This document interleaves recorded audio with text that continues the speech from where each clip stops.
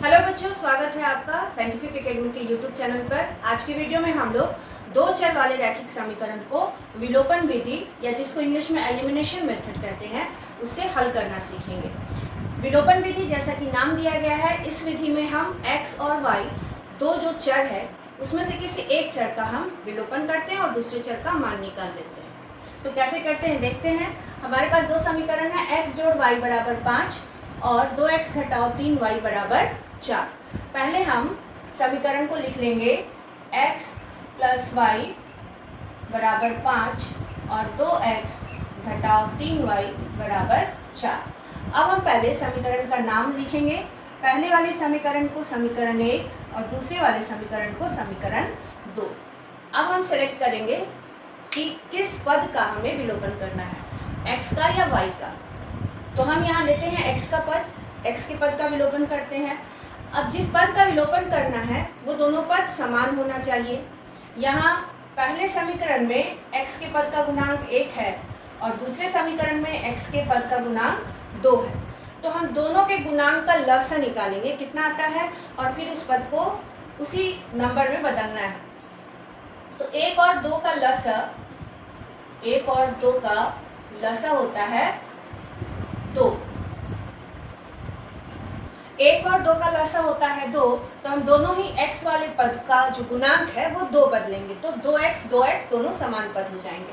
तो पहला समीकरण में 1 है, अगर हम इसको 2 से गुना कर दें तो ये पद 2x हो जाएगा और दूसरे समीकरण में x का पद पहले से ही 2x है, तो हम इसको गुना करेंगे सिर्फ 1 से और फिर इसको शब्दों में लिख लेंगे कि समीकरण 1 को 2 से गुना करके इसमें से समीकरण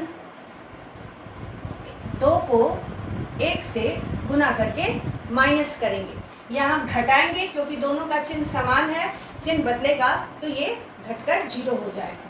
तो अब हम गुना करते हैं, 2 को x से गुना किए 2x जोड़ 2 को y से गुना किए 2y बराबर 2 को 5 से गुना किए 10। अब समीकरण 2 में आते हैं। समीकरण 2 को 1 से गुना करना है तो ये समीकरण ऐसा ही रह जाएगा जैसा है, क्योंकि 1 से गुना करने पर मान वही रहता है। अब हमें करना क्या है, घटाओ। यहाँ हम घटाओ का चिन्ह दिए हैं, तो जब समीकरण को घटाते हैं तो चिन्ह बदल जाता है। यहाँ जोड़ का चिन्ह है तो ये हो जाएगा घटाओ, कोई चिन्ह नहीं मतलब जोड़ का चिन्ह, तो ये हो गया घटाओ। यहाँ घटाओ का चिन्ह है तो जोड़ और यहाँ भी जोड़ का चिन्ह है तो ये हो गया घटाओ। अब हम इस चिन्ह के अनुसार जो इसका हल निकालेंगे। प्लस 2 के आगे यहाँ घटाव का चिन्ह, यहाँ जोड़ का चिन्ह, तो ये कट गया। अब यहाँ 2y प्लस 2 है, जोड़ का चिन्ह है और 3 के आगे भी जोड़ का चिन्ह, तो ये दोनों जुड़ जाएगा। 2 जोड़ 3 5y बराबर यहाँ जोड़ के आगे 10 के आगे जोड़ का चिन्ह है, 4 के आगे घटाव का चिन्ह, तो 10 में से 4 गया 6 और y बराबर 6/5। तो यहाँ हमें दूसरे चर y का मान आ गया। अब इसके मदद से हम x का मान निकालेंगे। अब लिखेंगे दोनों ही समीकरण में से किसी एक में हम y का मान रखेंगे। तो समीकरण 1 लेते हैं। समीकरण 1 में y का मान रखने पर पहले समीकरण 1 लिख लेते हैं, क्या है, x जोड़ y बराबर 5। यहाँ हम y का मान रखेंगे 6/5 बराबर 5 और x बराबर 5 घटाओ 6/5। यहाँ नीचे हर में 1 लेंगे, 1 और 5 का लसा 5, 1 से 5 को भाग किए 5 और 5 को 5 से गुना किए 25 और 5 को 5 से भाग करेंगे 1 और 1 को 6 से गुना किए 6 ही रहेगा और 25 घटाओ 6 19/5।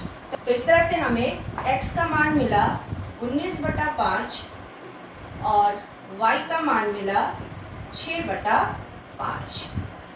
यहाँ इस समीकरण को हल करने के लिए पहले हम इसे व्यवस्थित करके फिर से लिखेंगे। 3x घटाओ 5y बराबर, ये घटाओ 4 दाईं ओर जाएगा तो जोड़ 4 हो जाएगा, 0 जोड़ 4 4 और दूसरे समीकरण में 9x, ये जोड़ का चिन्ह है 2y प्लस 2y है, इसको हम बराबर के बाईं ओर ले आएंगे तो ये हो जाएगा माइनस। जोड़ का चिन्ह था, बाईं ओर आया तो हो गया घटाव बराबर 7। समीकरण को फिर से व्यवस्थित करके इस तरह से लिखना है जिसमें कि चर आपके बराबर के बाईं ओर होना चाहिए और जो बिना चर वाला पद है वो दाईं ओर होना चाहिए। अगर ऐसे नहीं है तो पहले हम इसे व्यवस्थित करके लिख लेते हैं। अब हम समीकरण का नाम देंगे, समीकरण 1 और समीकरण 2। अब हमें ये सोचना है कि हम x या y दोनों में से किस पद का हमें विलोपन करना है। तो यहाँ हम x के पद का ही विलोपन करते हैं, किसी भी पद का आप कर सकते हैं। तो हम करते हैं यहाँ x के पद का विलोपन। तो पहले समीकरण में x का गुणांक है 3 और दूसरे समीकरण में x का गुणांक है 9। तो हम निकालेंगे 3 और 9 का लसा। तो 3 से भाग करेंगे, 3 एकम 3, 3 तिया 9। तो यहाँ लसा हो गया आपका 3 गुना 1 गुना 3 बराबर 9। यानी कि हम x के दोनों ही पद को का जो गुणांक है उसको 9 में बदलेंगे।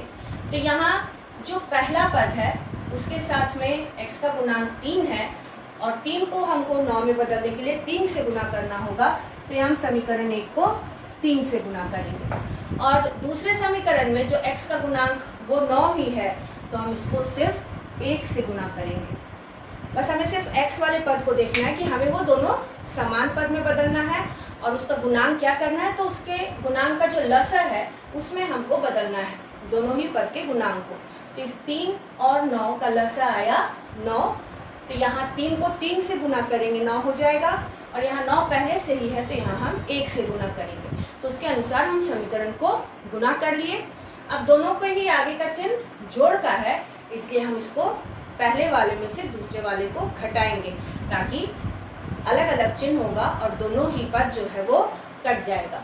तो लिखते हैं समीकरण 1 को 3 से गुना करके इसमें से समीकरण 2 को 1 से गुना करके घटाने पर।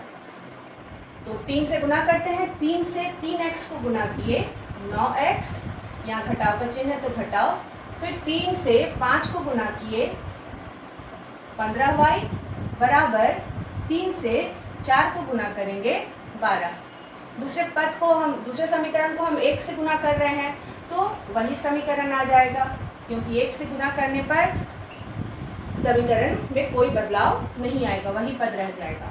अब हमें करना है घटाव, तो हम चिन्ह बदलेंगे। यहाँ जोड़ का चिन्ह है तो ये हो गया घटाव, यहाँ घटाव का चिन्ह है तो ये हो गया जोड़ और यहाँ भी जोड़ का चिन्ह है तो ये हो गया घटाव। अब यहाँ जोड़ का चिन्ह और यहाँ घटाव अलग अलग चिन्ह है तो ये x का पद कट जाएगा। दोनों समान पद है, चिन्ह अलग अलग है, कट गया। यही हमें करना था, x के पद को एलिमिनेट करना था, विलोपन करना था इसका, इसीलिए हम इसको समान पद में बदले थे। अब y को हल करेंगे। यहाँ घटाव 15 जोड़ 2, तो घटाव 15 जोड़ 2, 15 में से 2 गया 13, बड़ी संख्या आके आएगी घटाव का चिन्ह तो यहाँ आएगा घटाव का चिन्ह। तो -13y बराबर जोड़ 12 घटाव 7, जोड़ 12 घटाव 7 तो आएगा जोड़ 5, इसलिए यहाँ हो जाएगा 5 और y बराबर 5 बटा -13। इसको फिर मानक रूप में बदलने के लिए हम -1 से गुना कर देंगे, y बराबर -5 बटा 13। y का मान आ गया। अब इस मान को हम दोनों समीकरण में से किसी एक समीकरण में रखकर x का मान निकाल लेंगे। तो लिखेंगे समीकरण 1 में y का मान रखने पर समीकरण x क्या है हमारा 3x - 5y बराबर 4, 3x घटाओ 5 गुना y का मान -5 बटा 13, यहाँ लिख देंगे बराबर 4, 3x घटाओ, यहाँ घटाव है और ये भी घटाव है तो ये दोनों गुना होकर हो जाएगा जोड़, माइनस माइनस प्लस, 25 बटा 13 बराबर 4, 3x बराबर ये जोड़ है दाईं ओर जाएगा, घटाव हो जाएगा। अब यहाँ हम 1 और 13 का लसा लिखेंगे। 13, 1 से 13 को भाग करेंगे 13 बार में और 13 को 4 से गुना करेंगे, 13 चौके 52। 13 से 13 को भाग करेंगे 1 और 1 को 25 से गुना करेंगे 25।